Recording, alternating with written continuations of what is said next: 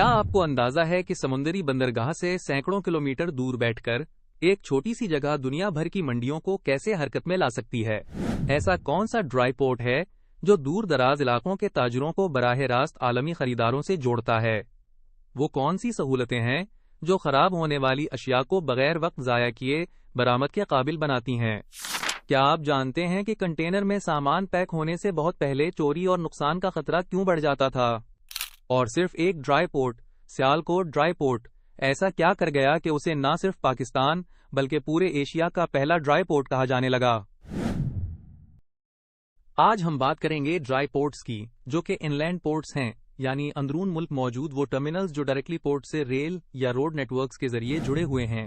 اس کا مطلب یہ ہے کہ ڈرائی پورٹس ایک طرح سے پورٹس کو اندرون ملک ایکسٹینڈ کرتے ہیں، جس سے ایکسپورٹ اور امپورٹ دونوں عمل آسان ہو جاتے ہیں۔ لیکن کئی ڈرائی پورٹس ایکسپورٹ یا امپورٹ کے لحاظ سے مخصوص ہوتے ہیں۔ For example, Sialkot dry port export oriented ہے، یعنی یہاں صنعتی عمل کو اس طرح منظم کیا گیا ہے کہ ایکسپورٹ کا عمل بہت آسان ہو جاتا ہے، جبکہ امپورٹ کی نسبت یہ پروسیس تھوڑا مشکل ہو سکتا ہے۔ اب آئیے کچھ کی فیچرز پر بات کرتے ہیں۔ سب سے پہلے یہاں facilities for storage, preservation and consolidation of goods مہیا کی جاتی ہیں، جو کہ ایک طرح سے گڈز کو محفوظ اور ایک جگہ منظم رکھنے کے لیے کام آتی ہیں۔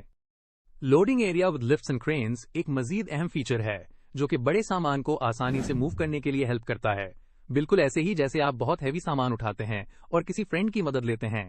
اسی طرح کسٹم کلیئرنس سروسز مہیا کی جاتی ہیں تاکہ ایکسپورٹ اور امپورٹ کے دوران ریگولیٹری پروسیسز اسموتھلی مینج ہو سکیں۔ آخر میں connection with road and railway infrastructure dry port کا ایک لازمی حصہ ہے، جو کہ ٹرانسپورٹ کو آسان اور ایفیشینٹ بناتا ہے۔ دوستو، آج ہم ڈرائی پورٹس کی اہمیت پر بات کریں گے۔ ڈرائی پورٹس وہ جگہیں ہیں جہاں کسٹم کلیئرنس سروسز فراہم کی جاتی ہیں، یعنی گڈز کو پورٹ پر پہنچنے سے پہلے ہی کلیئرنس مل جاتی ہے۔ اس کا مطلب ہے کہ وقت کی بچت ہوتی ہے اور سامان کو آسانی سے اور مقررہ وقت پر برآمد کیا جا سکتا ہے۔ جب گڈز کو ڈرائی پورٹ سے بھیجا جاتا ہے تو پورٹ ایریا میں اسٹوریج سپیس بھی بچتا ہے، کیونکہ سامان صرف اس وقت بھیجا جاتا ہے جب اسکیڈول کے مطابق اس کی ضرورت ہو۔ ایک اور فائدہ یہ ہے کہ کنٹینرائزیشن کے ذریعے گڈز کے ڈیمیج یا چوری ہونے کا امکان کم ہو جاتا ہے۔ کنٹینرائزیشن کا مطلب ہے سامان کو بڑے مضبوط ڈبوں یا کنٹینرز میں بند کر کے محفوظ طریقے سے ایک جگہ سے دوسری جگہ منتقل کرنا۔ پہلے جہاں گڈز کو پورٹ پہنچانے کے بعد کنٹینرز میں رکھا جاتا تھا، اب وہ ڈرائی پورٹ پر ہی محفوظ رہتے ہیں۔ ٹیکسز بھی ڈرائی پورٹ پر کلیکٹ کیے جا سکتے ہیں، جو کہ کسٹم کلیئرنس کے عمل کو آسان بناتا ہے۔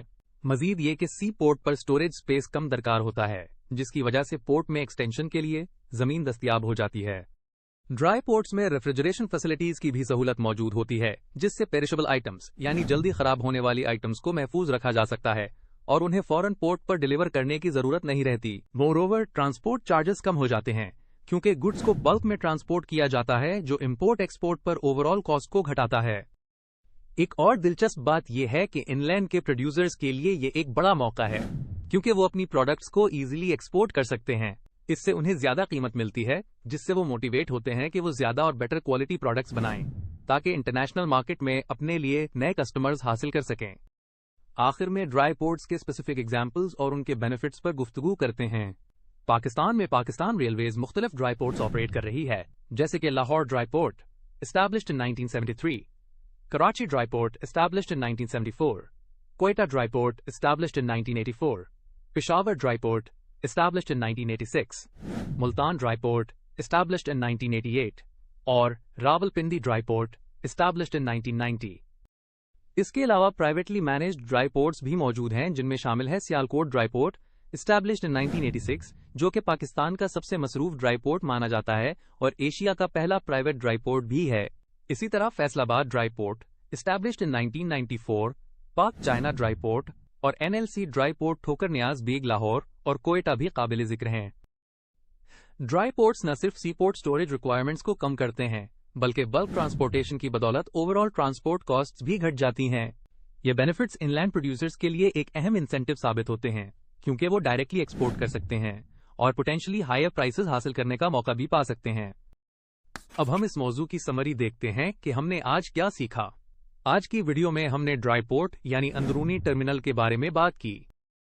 اس ویڈیو میں بتایا گیا کہ ڈرائی پورٹ وہ جگہ ہے جو سمندری پورٹ سے ریلوے یا روڈ کے ذریعے منسلک ہوتی ہے تاکہ ایکسپورٹ اور امپورٹ کا کام آسان بنایا جا سکے۔ मिसाल के तौर पर सियालकोट ड्राई पोर्ट एक्सपोर्टेशन को ज्यादा अहमियत देता है। वीडियो में गुड्स की स्टोरेज, प्रिजर्वेशन, कंसोलिडेशन और रेफ्रिजरेशन की सहूलियात की भी वजाहत की गई है, ऐसा ही जैसे घर के फ्रिज में फूड आइटम्स महफूज रहते हैं। मजीद टेक्निकल टर्म्स जैसे लोडिंग एरियाज में लिफ्ट्स और क्रेन्स, कस्टम क्लियरेंस सर्विसेज और कंटेनराइजेशन के बारे में बताया गया है, जो गुड्स को सिक्योर और डैमेज फ्री बनाने के लिए इस्तेमाल होते हैं। पाकिस्तान के मुख्तलिफ ड्राई पोर्ट्स जैसे Lahore dry port, Karachi dry port, Quetta dry port, Peshawar dry port, Multan dry port, Rawalpindi dry port और privately managed Sialkot dry port के बारे में भी मालूमात दी गई हैं।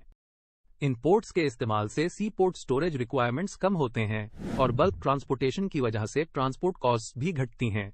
इससे अंदरूने मुल्क के वो पैदावार करने वाले फायदा उठाते हैं जो डायरेक्टली एक्सपोर्ट करके बेहतर कीमतें हासिल कर सकते हैं। क्वेश्चन 1, ड्राई पोर्ट का बुनियादी काम क्या है? ए, warehousing only, B, export import facilitation, सी, local trade, D, laser area.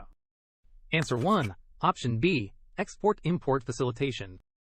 Question 2, कौन सी सहूलत जल्द खराब होने वाली अशिया को महफूज रखने के लिए मशहूर है?